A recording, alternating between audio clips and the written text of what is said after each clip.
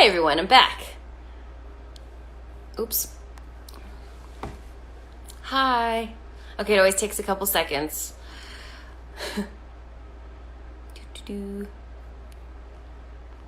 Where are you at, Barrett? I don't see you on here. Oh, wait. I see you. I see you.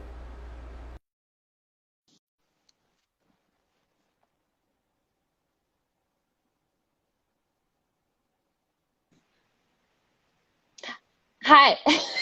Everyone is like, I was reading the comments, they're like, they're losing track of time. They're going to lose the live. Head Oh to It was like one of those things, like, I get it, and it's good to keep a time limit on it, but I'm like, come on.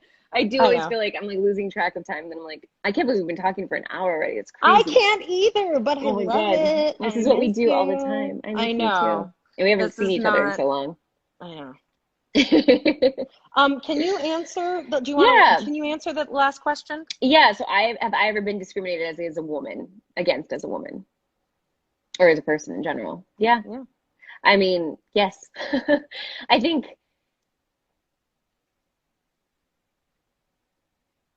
yeah. I mean, there's tons of I mean, I've been in this industry since I was 7, Yeah.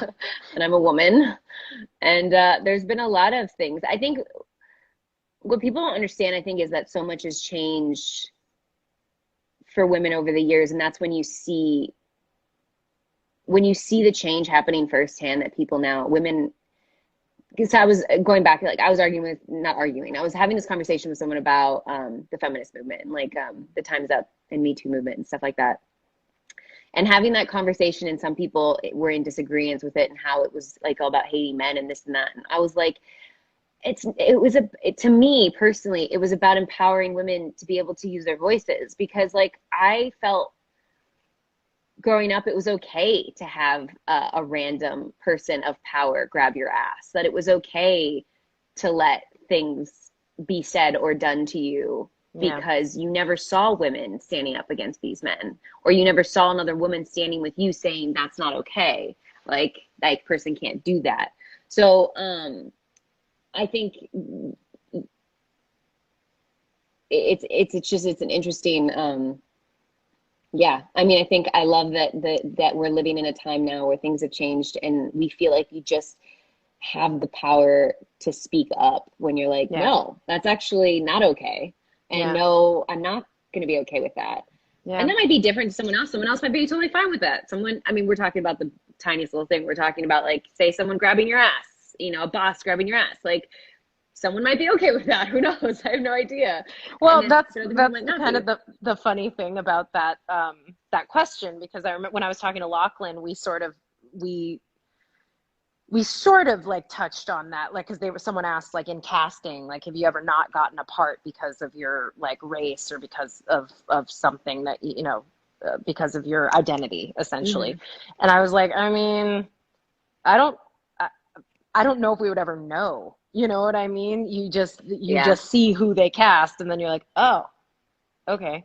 And it might have nothing to do with your race, but you don't know, so I don't know. But, like, almost when you answered that question, there was a little bit of, because you've been doing this so long, and like you've seen the changes, and I'm sure you've gone through a lot of changes yourself, where it's like, could I even count the time? Like, when wasn't I being, like, when wasn't I being sort of treated like a woman, and what does that mean? And, like, there's so many weird parts of that where you're like, okay, well, I mean, I don't know.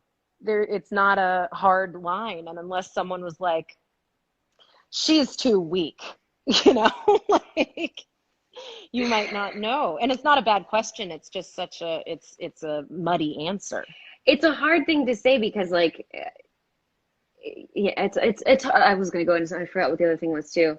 Oh, but also too, like, discrimination too, in what, like, I've absolutely been told you did not get hired because you're too muscular. You did not get hired because, I mean, I've been told those things before. I've been told straight up on the phone, Yeah, we because want, no one thinks there's a problem with talking about women's bodies. That's like well, and that's it's this weird thing. critiquing and openly criticizing Well, our women's bodies. industry feels like it's one of the only industries that doesn't, that the HR department is a very strange department, because Hmm. you are judged Right. when you're being cast for a role on the way you look. Yes. It's inevitable. They're trying to cast a role that I know it's changing, where people are like, we're trying to cast a person before we cast how they look. And I'm like, I get that, but it still is a muddy, it's just a gray area. Like, you're going to walk into the room and be like, that person doesn't look like who I see the character as being. Sure. You're like, well, who do you see the character as being? And sometimes that writer is like, I see the character as being a white woman, a thin, really thin white woman. And you're like, okay, well, would you be open to possibly not being a really thin white woman or whatever? So I don't know. And some people don't think that's a bad thing. They're like, this is how I see it. It's my project. Sure. That's how I see it. Absolutely. And you're like, I get it, but you're also eliminating an entire pool of people that also could be actually even better at it than what you expected. Like, be open to that.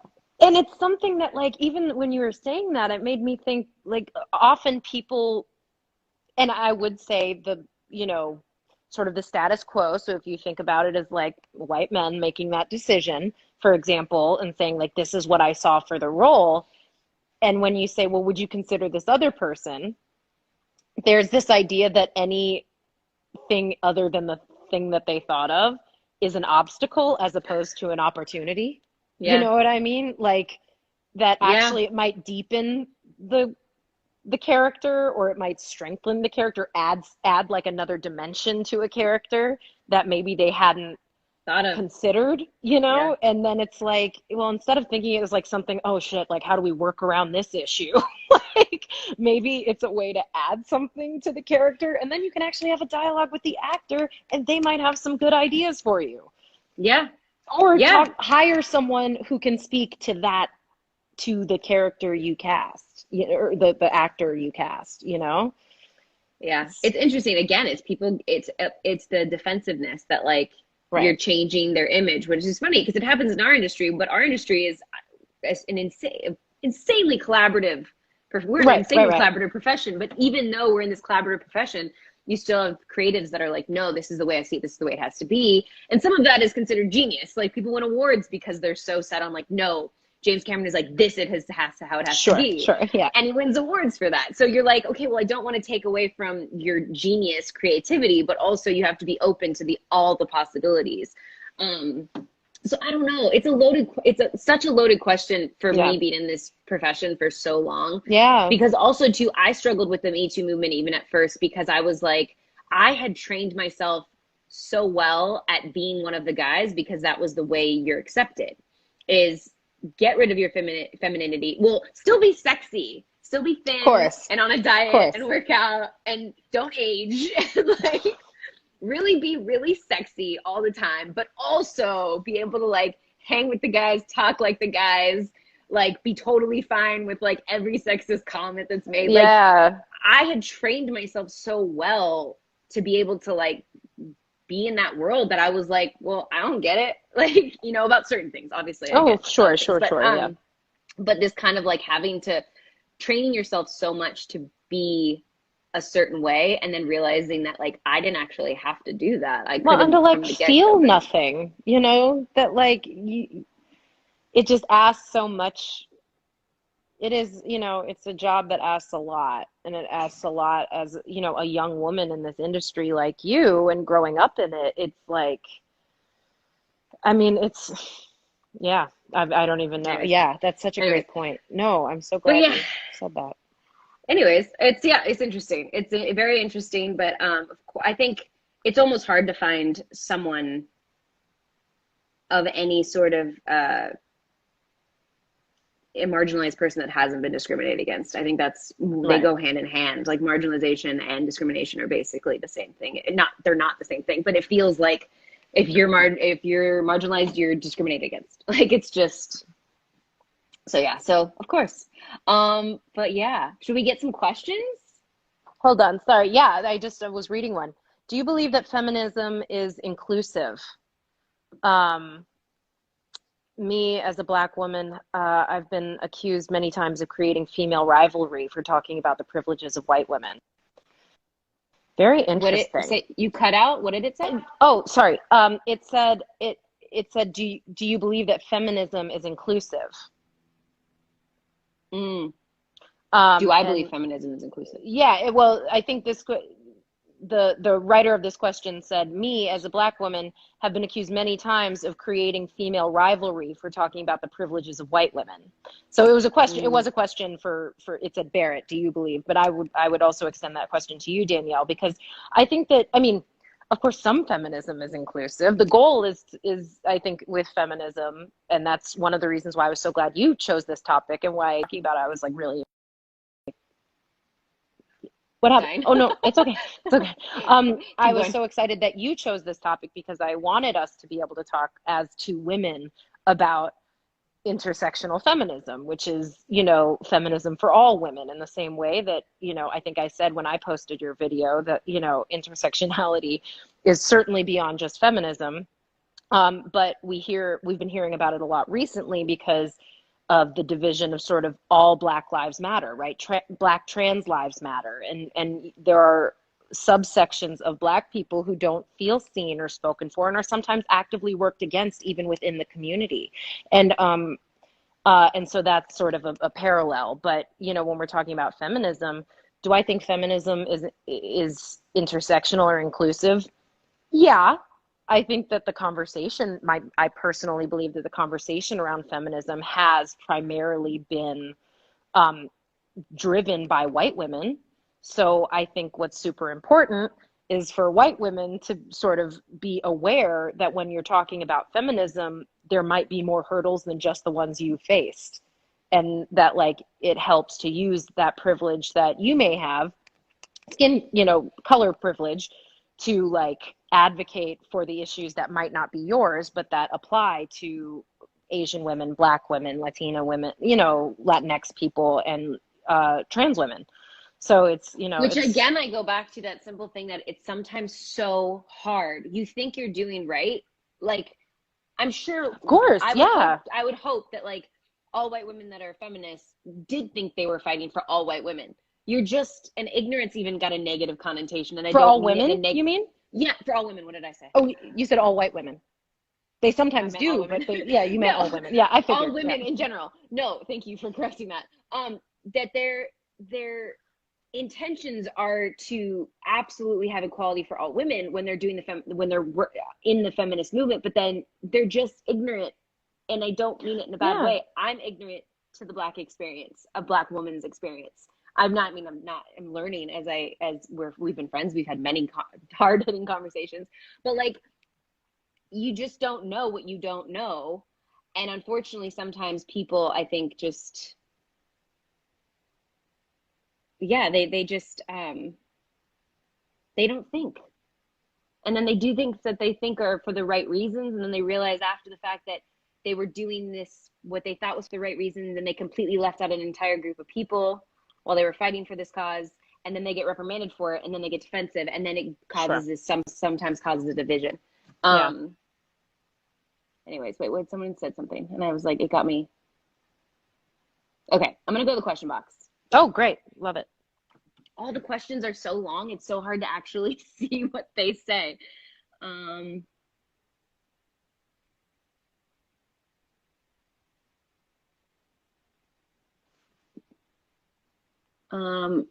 There's so many good questions. The writing is so tiny. Do you want to say about anything while I'm doing this, while my face is zoomed in on the screen? Well, I saw a question about how do you deal with family members with opposing views? Yeah. And I don't know. I have family members with opposing views. I mean, they live very far away, and I've like not totally had a conversation with them about this stuff. But you know, it's been interesting because I think I said this on another live, but you know, the conversations that I have with my family might feel very different than the conversations that you have with your family, of course. You know, like it's different having these conversations as a person of color and as a white person talking to other white people. You know, it's tough in a totally different way. It is. Have you been able to have those conversations, or do you just kind of go like, I'm not going to have it? I haven't. I am sort of the mindset that for me, um, I don't know if I don't know if I'm ready or I'm comfortable enough having that conversation with my with some of my family members. I mean, obviously everyone's families are different, and but it's challenging to know that those differences exist when we have a family that's like diverse, and it's hard for me to understand, and I get really emotional and passionate about it, and I don't want to say anything I would regret. So I find it easier to just not have the conversation and hope that they send them some books at Christmas. Actually, you know what I've been doing for the last couple years? I've been it's sort of passive aggressive, but I like it. I've been making donations on their behalf to organizations that I believe in at Christmas. On these people that have opposing view, like that are in opposing views with you mean? Yeah. Yep. I donate Amazing. like, I don't know, $40 each or something to, Planned Parenthood and the ACLU and on their behalf and in their names. That's what I've been doing. Because I don't know if I will ever be able to change their feelings, but at least I'm not, I don't know. Sorry, there's so many good questions. It's making it really hard. Going back to that and like talking to people with opposing views, yeah, it's really hard. You know me though, I've made it my mission to try to get people to I'm so fucking proud of you. Yeah.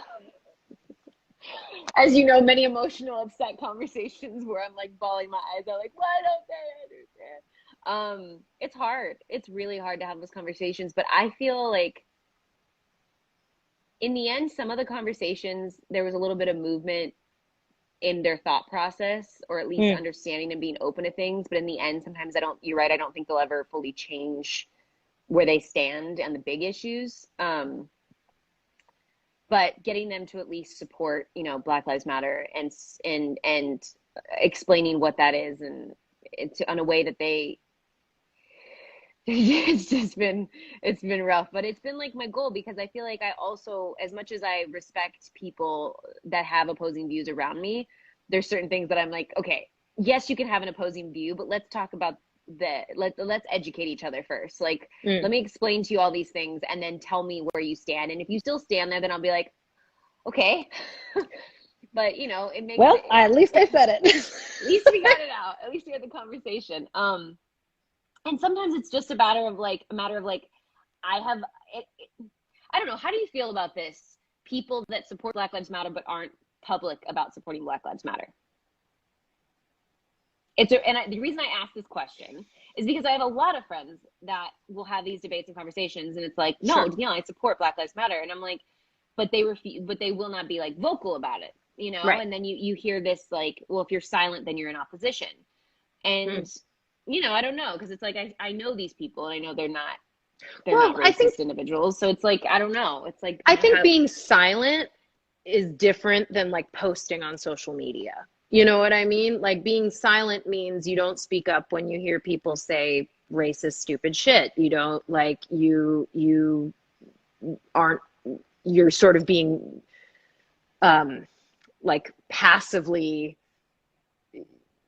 just passive about your engagement with some of these issues. And like, I totally respect people's feelings about posting or not posting on social media, for example. But when it comes down to actually voting or and not necessarily voting for candidates, but voting for certain laws or speaking out when something is wrong, that happens in front of them, like that's when, silence is complicity.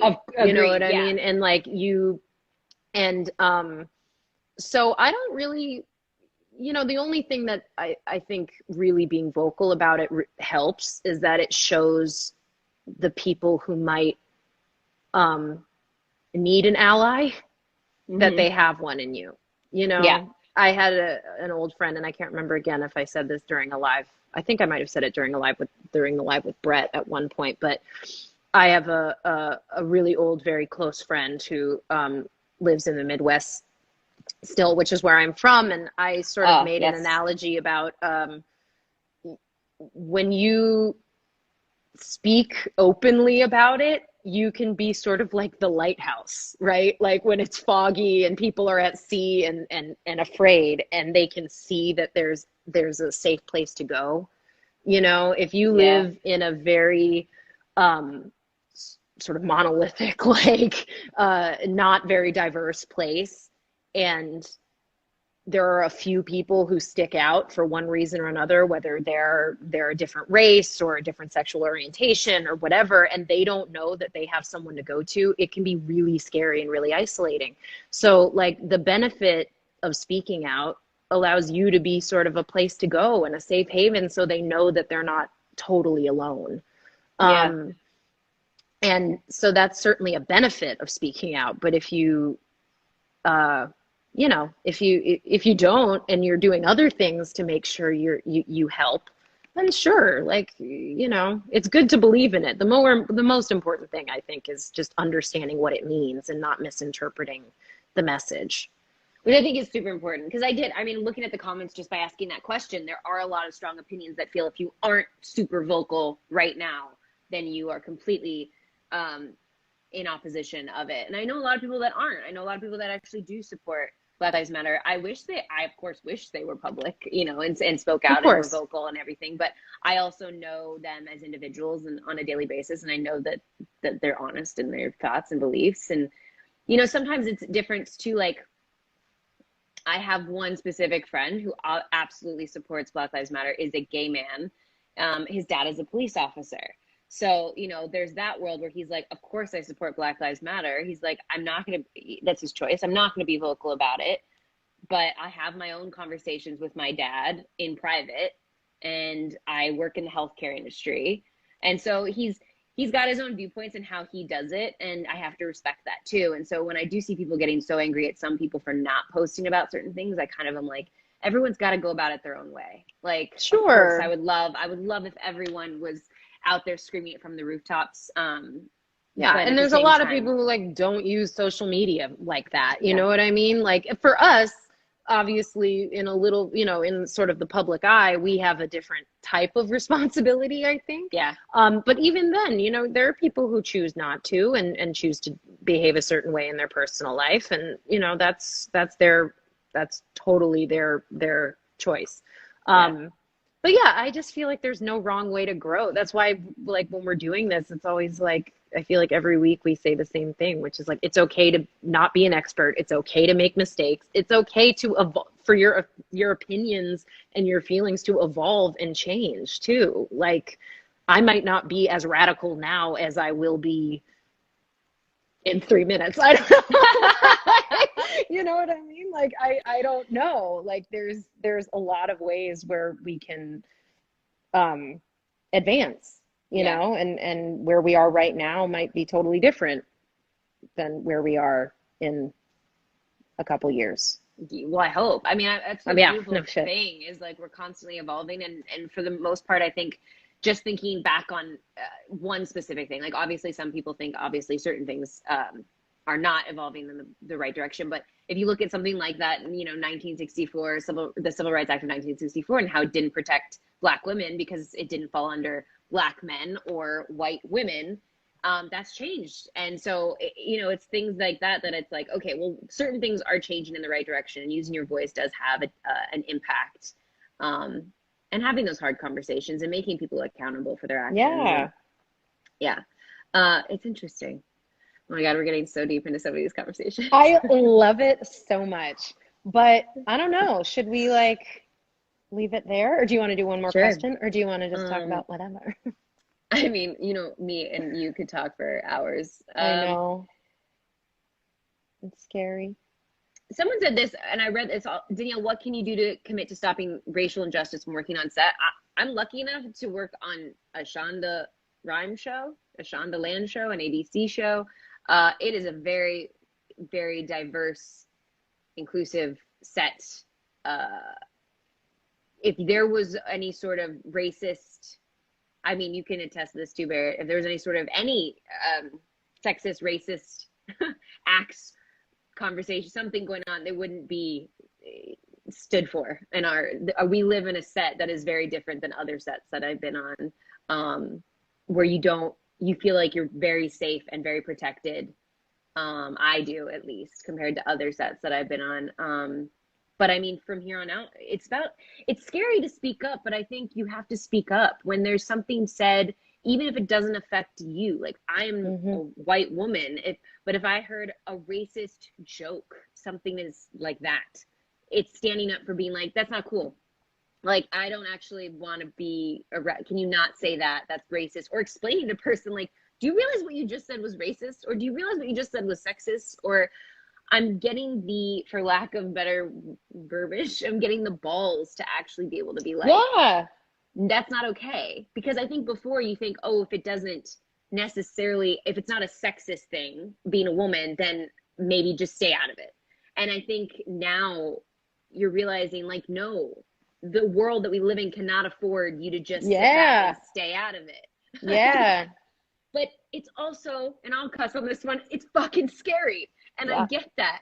It is fucking scary to stand up to people that you know are going to get defensive the second you say, listen, I don't appreciate that. Even if it's someone grabbing your ass as a woman that is completely uninvited and you're like, don't touch my ass, they get defensive. You're like, the normal. It was a joke. They're like, it was a joke. I was like, didn't say who's laughing, dude? Like, but it's just, yes. So that would be what committing to stopping racial injustice. I mean, like I said on our show, we live in an amazing but I'm telling you, I mean, I said something once to somebody. Yeah. Oh. Not it wasn't an actor, but you know, and it was very uncomfortable. And it's so weird because normally I feel like people don't say weird shit around me, you know? And it's not because it's because weird shit as in what? No, racist not shit? weird shit. Like, Everyone says weird shit around me because I'm weird. But no, I mean like racist stuff, you know, or sexist stuff. Like people don't do that, obviously. Oh, hold on. I know you're going to plug your phone in. Sorry. You're okay. Okay. But no, like I was, and it's so uncomfortable. And and it's like, you know, even if someone's making a joke and you can totally know it's a joke, and you're still like, oh my God, that was the most racist thing I've ever heard here, I think is what I said in that moment. And I like couldn't, at the very least, calling it out as racist and being like, yeah, get comfortable with that word. You know what I mean? Like, because if you do and say kind of stupid shit sometimes, you should get comfortable hearing that. And would you say though, one of the sad things about what you're saying is, I don't know who, we'll have to discuss after this who it was you had to say that to, but like my like the people on our show, I'm assuming the person that said didn't know that what they were saying, or did they? That what they were saying was racist? No, it was like, did they not think they were being racist? I think it's when something is on the line, which is, it's not, no, okay, not on the line. That's not the correct way to say it. But, like imitating an accent, for example. Oh, I actually know what you're talking about now. I know what you're talking about. Yes, is not, that was like, so that's that day racist. was so you know what I mean? And like, it's not necessarily, you're not saying anything negative, but it's racist. And you just have to get comfortable hearing it. Cause like, if that's the way you roll, then don't do it this year. Cause you're going to have about 9 people saying, oh, excuse me. And you don't have to be aggressive about it. You can be aggressive about it, but like, people interpret, you know, it's the old thing where like you call someone a racist and it's like you used a slur against them. And it's like, no, just like you can say, oh, I can totally see how that was wrong. You know what I mean? Like, and we should practice receiving that, because I expect, you know, when we say, I would hope that if I say something like insensitive and wrong, that when someone corrects me, I can say, oh, I totally can understand that. And, you know, and practice receiving the correction. You know what I And it mean? takes a 'Cause lot. It's not it always an takes a easy thing lot. to do. I mean, we've had many conversations where I'll say something and you're like, and then you explain to me, and I'm like, oh, and that's not easy to do. It's not easy to think that my way of thinking like is wrong. There's certain things that Right. that I was raised on or about or whatever. And I'm not saying big, huge things, like just little things that you don't realize. And that someone had asked, like, what's wrong with imitating an accent? It was the way it was done. Just so you guys Sure. know, it was the way it was done. It was mocking someone of their accent, which is just another form of, in my opinion, kind of like bullying. Like it was making fun of someone's accent. If I'm correct, Barrett? I think kind of. Are Kind of. we Well, talking about we'll have to Okay. kinky after this and talk about it. But yeah, but it, you know, it's if yeah, it's like mocking you know, a stereotype, a cultural stereotype. And like it's just weird. But you know. Oh God, there's so many good questions. This conversation can go on and on and on. Someone said I know. the argument is the more intersections you have, the more victimized you are, the more allegedly it keeps moving. No, sorry. Oh, stop moving. The argument is the more intersections you have, the more marginalized you are, the more allegedly victimized you are. How do you keep the dialogue open and let your voices be represented? If I were to touch on that, it's like everything gets so like, why does everything become so negative? Like feminist becomes negative. Mm-hmm. Intersectionality becomes negative. Like victimize becomes a negative. Like I don't think anyone. I mean, I speak for. I don't want to be victimized. I don't want to be a victim. No, I don't. sure. I don't think people want to be victimized. I don't know. Yeah, so that was a Yeah, hard question. Not a that's a hard really question, hard but like a question. loaded question. Um, because I think that was one of the oppositions of intersectionality, to go full circle, since that's what this Yeah. conversation was about, was like people, and I get what they're saying is the more intersectionality there is, the more, yeah, the more groups there are that are seeming like they're victimized. I don't know how to answer that because, and I'm using the wrong verbiage to even Well, explain it. right. Well, she uses that analogy, right, of like there's like a ceiling, right? And there are people stacked sort of on each other's shoulders up to the ceiling. Okay?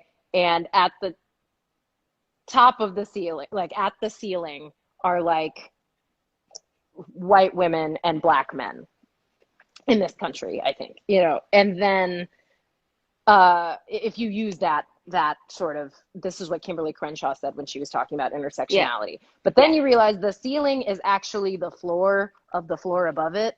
Yes. And if someone cut a hole in that floor, the people closest to the top, who are dealing with fewer intersections, are going to get through there first.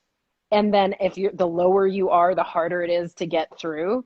And so, but it seems like what you're saying about victimization almost talks about that inverted power structure again, right? That like the farther down you are, the more help you might need, which I think is being misinterpreted as like you're going to end up higher than everyone else. And if we structure our whole society around intersectionality, then, you know, the most minority is going to be the king and we're all going to be below them. And it's like, that will never happen.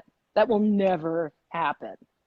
Now, do I want that person to be my president? Yes, because I truly believe that they understand. I can't think of, I feel like most people, and this is a generalization that's definitely coming from a privileged place, but a lot of people who experience intersectionality want the same for everyone. You know, like you start to sort of see, like, I'm not trying to put the people above me down, you know, and we always come back to the same thing, which is we're not trying to take anything away. Stop making it about like, It gets exhausted. it's so, I mean, and exhausting. that's why it's so frustrating because it's not that hard to understand. But when Yeah. you have people who are scared and clinging to like the idea of something that keeps them on top, of course they're gonna want to do everything they can to complicate the issue and make it harder and harder for us to achieve, for other groups to achieve some idea of like equality and justice. It's like really shocking because it should not be that hard It is crazy to when you think about it. understand. Yeah. Yeah. But yeah, no, and I think of thinking of it more like the word that it has been a word that's been weaponized by saying it's about victimizing people, which was never the intention. It was just to bring to light the word intersectionality was just to put a name. Again, like I said in my video, that Kimberly Crenshaw was like, you just have to put a name to something or no one will ever know it exists. And if no one ever Yes. knows it exists, you can't fix it. We're not trying to victimize these people. These people are being discriminated against, just like Black people were discriminated. Like in her conversation, say Black men weren't supposed to be hired or weren't allowed to be hired before a specific date, and white women weren't allowed to be hired before a specific date. So they were discriminated against at different times. Mm-hmm. But currently, a Black woman or 5 Black women in that instance are being discriminated against. So everyone's been discriminated against at some point, and everyone's gotten their laws protecting them. You know, these other groups have their laws protecting them in a work environment, but they missed this very important part where they're like, oh, we just forgot to protect Black women. Oh, and we just forgot to protect people Right. of the LGBT community. And it's not Right. victimizing them. It's like saying like, hey, listen, we're It's over just here letting too. people fall through the cracks. Yeah. It's not, it's like, it's not protecting them. Like you said, there's the protections aren't there, as opposed to actively putting them down and saying, you don't get this because you're a Black woman. It's just, they weren't included. Like their Yeah. particular subset concern wasn't included. And then of course it got turned on its head by in that case where they were like, well, then you just open Pandora's box, then every minority group is going to want special protections, which is the same thing they said during the Reformation after the Civil War. That's the exact same thing that politicians were saying, was as soon as you start giving special treatment to Black people, then who's not going to come for their piece of the pie? And it's like, but did you not just experience the last 400 years? Because they sure as shit did, you know, and you realize that it's actually just, and then it turns into willful deceit and discrimination. But like, Yeah. it usually starts as like an accident, and then when you realize that it actually might take some action to fix it, they don't want to do the work. Yep. That is one of So the here we biggest are reasons- doing the work. No, this has been awesome. Should I everyone's like, people are like, it's 5 a.m. where I am, I'm going to bed. I don't blame them. This is awesome. I mean, I love having these conversations too, because, and I think what you've always been, and I want to say thank you too, is like, I do have moments when I slip up and say things like earlier when I was talking about voting in your self-interest, and we were able to have that conversation about our even understanding what that actually means in itself, and how I interpret it and how you interpret it and what that means. And like, it's just so great to have somebody in my life that I can have conversations with like this, that actually allows, we allow each other to talk and sometimes be like, I don't know if I agree with what you just said. And then for me to be like, well, this is what I meant.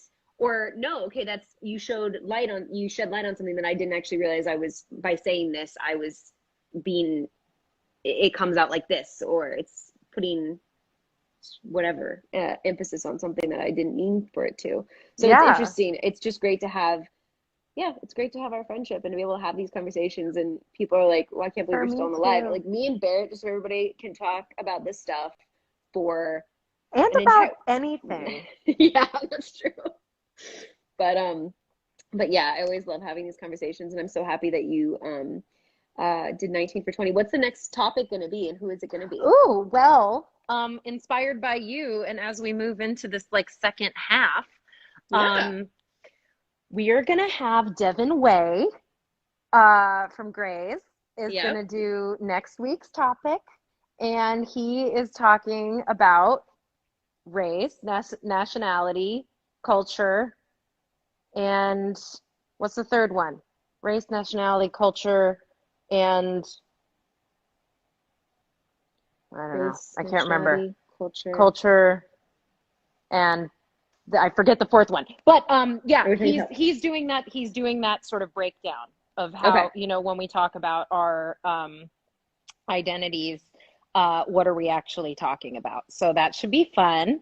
And then we have a couple more We've had that social conversation justice again. issues coming with other awesome new guests. And then we're going to get into some like other social justice slash like political topics too. Awesome. So yeah, we'll talk.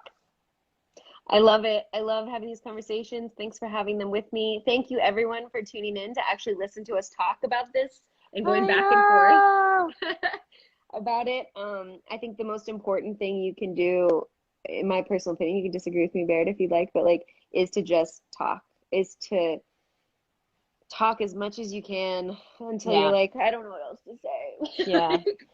That's something that actually that's, you know, I mean, talking for us is luckily pretty easy, but like but that is true, you know, it's like we've been doing this. I was talking to my dad again about this too, and we've been doing this you were our 9th topic. So we've been doing this 9 weeks, which is honestly a super long time. And we're doing it for 10 more. And when I think about it and sort of taking on a project like this, I didn't think it was going to feel this long, because I'm like, wow, do we really have 10 more weeks? And then I thought about it, I'm like, that's the important part. It's that when this idea is sort of fading out of the zeitgeist and we're not really talking about all of this stuff as much as we were 9 weeks ago, and the weeks before that, obviously, these issues are still here. We haven't forgotten about them, and we have to keep talking about them. So persisting through and continuing to have these conversations and to just like keep people in the loop is like super, it's hard and exhausting, but it's important. So thanks for being a part of it. Thank you for allowing me And for keeping to up. be a part of it. I'm so Can't glad. speak. Jesus, after an hour and 45 minutes, I'm like, thank you for being a part of it. I can't even speak. Did you see me over here? Take a nap. I'm so tired. No, thank you for letting me be a part of it. I hope everyone enjoyed listening to me and Barrett talk. We do it a lot. We have fun. But yeah, I hope everyone's encouraged to get out there and have their own conversations with their friends and family and see where they go. And I love you to death, Barrett. And I Love can't you. wait, to see you next week. Next week? I know. That was just a nice little treat for the people who have been wondering when Station 19 is coming back. Well, we're sort of hoping that we're going to see each other starting next week. Next week. Yeah. So everything's touch and go, but wouldn't that be awesome? There's a little tidbit of Station 19. So yeah. I hope I get to see you next week. If not, I'll see you. Yeah, and I will call you because we have some talking to do after that. Oh, I can't wait. Okay, I'll call you in a few minutes. I love you. Bye. Bye, everyone. Bye, Barrett. Thanks for watching, guys.